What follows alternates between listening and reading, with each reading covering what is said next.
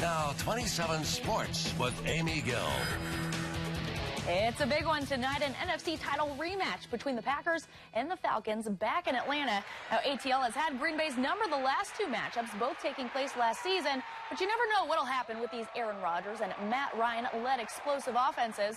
It took a while to see that last week in the Packers against Seattle as they were held without a touchdown in the first half.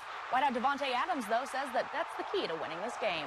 Just making those explosive plays. You know, we didn't have as many this game. I think sometimes the game kind of dictates the way that's going to go, but it was a little different against Seattle, but we're definitely known for, you know, the 25-plus yard plays, and I think those are definitely going to be coming out this week.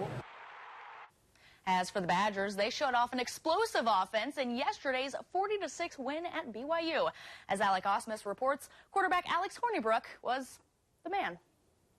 The Badgers' win yesterday here in Provo was more than just number 3 on the season. Yes, both sides of the ball dominated, but more importantly, quarterback Alex Hornibrook showed just how good of a quarterback he can be while leading this offense. By the numbers, it was the most accurate Hornibrook has ever played as a Badger. He completed 18 of his 19 passes, but put together back-to-back scoring drives in the second quarter that totaled 19 plays and over 150 yards of offense.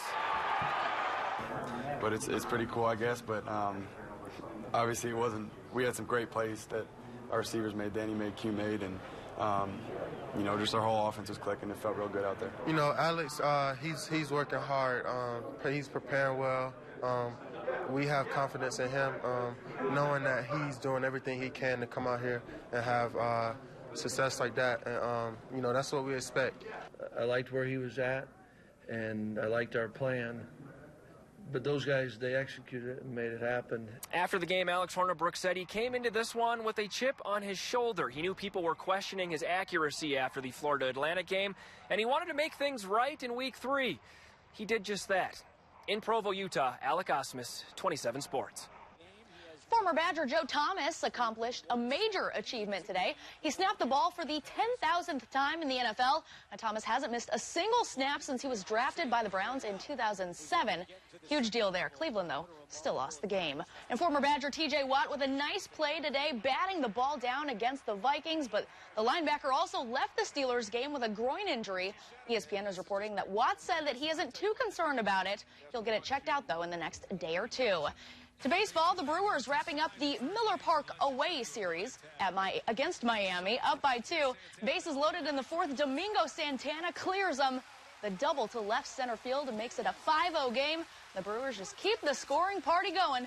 They take the series with a 10-3 win. And the Cubs, they beat the Cardinals 4-3 to sweep St. Louis today. That means that Chicago remains 4 games ahead of the Brewers in the NL Central. The Cards, though, now 2 behind Milwaukee. Running out of time there. And also, Matt Kenseth, he finished 9th at Chicagoland today. We'll have some of that at 10 o'clock. All right, Amy, looking forward to it. And in case you missed it, new information tonight in Wednesday's home explosion. Authorities say it was a cover-up for the murder of Leanne Pyrus, who they believe was killed by her husband, Stephen Pyrus. The investigation into this explosion moved quickly. The home blew up on Wednesday. By Thursday night, people who lived near the site were allowed back into their homes. Investigators found Leanne Pyrus's body Friday morning. And by Saturday night, police had arrested Stephen Pyrus for her death. And, of course, we will continue to follow this later on tonight at 10. But first, let's get a last check of the weather. Yeah, so we're discussing a cool trend in the near term. So don't get used to those sweaters and jackets you may have pulled out of the closets, because we'll be back into the low 70s tomorrow. Another rain threat, too, later in the day. I think by the time we get home from school, we'll be talking about the showers and a few thunder showers developing from the west. More in the evening and overnight. Mid-70s on Tuesday, and then the warmth returns. Mid-80s. Pretty much holding steady through Saturday and still low 80s by next Sunday. So if you want the rainfall, we have more of it. If you want the heat, we have more of it as well. All right, Max, thank you. And thank you for joining us. We'll see you later on tonight at 10.